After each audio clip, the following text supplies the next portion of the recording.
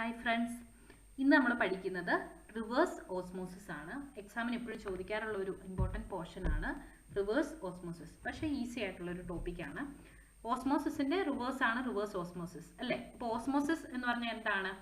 ഒരു semi permeable മെംബ്രെയിനിൽ കൂടി higher concentration of water lower കോൺസെൻട്രേഷനിൽ നിന്ന് മൂവ് ചെയ്യുന്ന ആ ഒരു പ്രോസസ്സാണ് ഓസ്മോസിസ് എന്ന് പറയുന്നത്. ഓക്കെ, ഇത് വാട്ടറിന്റെ കേസിലാണ്.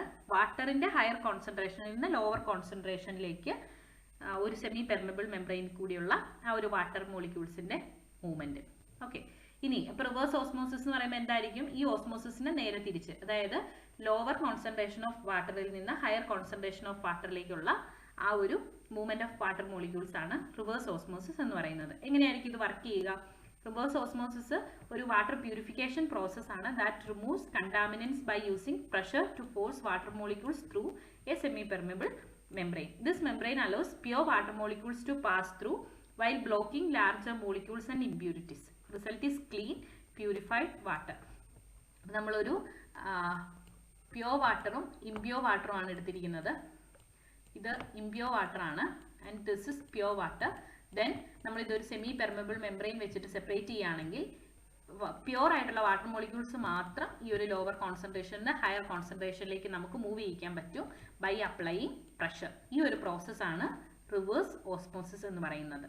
സാധാരണ രീതിയിലാണെങ്കിൽ ഈ വാട്ടർ എപ്പോഴും ഈ ഹയർ കോൺസെൻട്രേഷനിൽ നിന്ന് ലോവർ കോൺസെൻട്രേഷനിലേക്ക് മൂവ് ചെയ്യുള്ളൂ. അതായത് പ്യോർ വാട്ടറിൽ നിന്ന് ഇംപ്യോർ വാട്ടറിലേക്ക് ഒരു മൂവ്മെന്റ് നടക്കുകയുള്ളൂ. അങ്ങനെ നടന്നിട്ട് നമ്മുടെ കയ്യിലുള്ള വാട്ടർ കൂടി പോകുന്നല്ലാതെ പ്രത്യേകിച്ച് ഗുണമൊന്നുമില്ല. പക്ഷേ ഈ കടൽ വെള്ളമൊക്കെ നമുക്ക് ഈ രീതിയിൽ പ്യോർ ആക്കാൻ പറ്റുമെങ്കിൽ അതൊരു വളരെ നല്ലൊരു നേട്ടമാണ് അല്ലേ? അപ്പം ഈ രീതിയിലാണ് റിവേഴ്സ് ഓസ്മോസിസ് നടത്തി സീ വാട്ടറൊക്കെ പ്യോർ വാട്ടർ ആക്കി മാറ്റുന്നത്. So process and principles. During reverse osmosis process, water is pushed through membrane, leaving behind total dissolved solids, bacteria and other contaminants. The pressure applied helps overcome natural osmotic pressure, allowing water to flow from a higher concentration of solutes to lower concentration. അപ്പോൾ natural ആയിട്ടുള്ള ഒരു osmotic pressure എപ്പോഴും ഉണ്ടാവും. Osmosis അങ്ങനെ നടക്കുകയും ചെയ്യും. When we separate two concentrations of water solutions through a semi permeable membrane. പക്ഷേ ഈ ഓസ്മോട്ടിക് പ്രഷറിനെ മറികടക്കുന്ന രീതിയിലുള്ള ഒരു എക്സ്ട്രാ പ്രഷർ നമ്മൾ അപ്ലൈ ചെയ്തിട്ടുണ്ടെങ്കിൽ അവിടെ റിവേഴ്സ് ഓസ്മോസിസ് ആയിരിക്കും നടക്കുന്നത്. So this is the figure.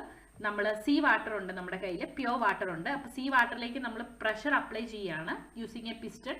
അപ്പോൾ എന്ത് സംഭവിക്കും? ആ സെമി പെർമിബിൾ മെംബ്രെയിനിൽ കൂടി സീ വാട്ടറിൽ നിന്ന് പ്യോർ വാട്ടറിലേക്കുള്ള ആ ഒരു മൂവ്മെന്റ് ഓഫ് വാട്ടർ മോളിക്യൂൾസ് നടക്കും. ആ രീതിയിൽ നമുക്ക് പ്യോർ വാട്ടർ സെപ്പറേറ്റ് ചെയ്തെടുക്കാൻ പറ്റും. അപ്പോൾ കടൽ വെള്ളത്തിൽ നിന്ന് ശുദ്ധമായ വെള്ളം വേർതിരിച്ചെടുക്കാൻ ഈ ഒരു പ്രോസസ്സ് യൂസ് ചെയ്യാറുണ്ട്. ഓക്കെ, അപ്പോൾ ഇതാണ് റിവേഴ്സ് ഓസ്മോസിസ് പ്രോസസ് എന്ന് പറയുന്നത്. ഓസ്മോസിസിന് നേരെ റിവേഴ്സ് പ്രോസസ്സാണ്. ഈ ഫിഗർ ഓർത്തിരിക്കുക.